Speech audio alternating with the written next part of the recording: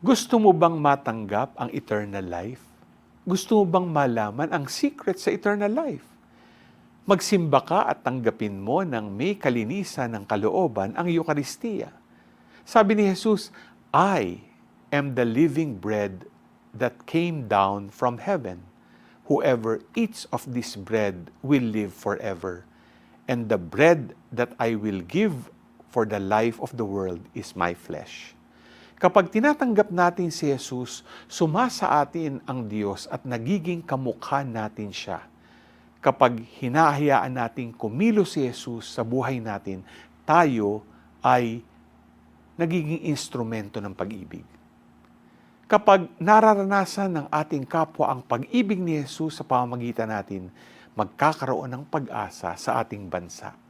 At kapag nasaksihan ang liwanag ng pag-asa, ang tao ay maniniwala kay Jesus at tatanggapin ang tinapay na nagmula sa langit at sila rin ay makatatanggap ng buhay na walang hanggan at magiging citizens of heaven.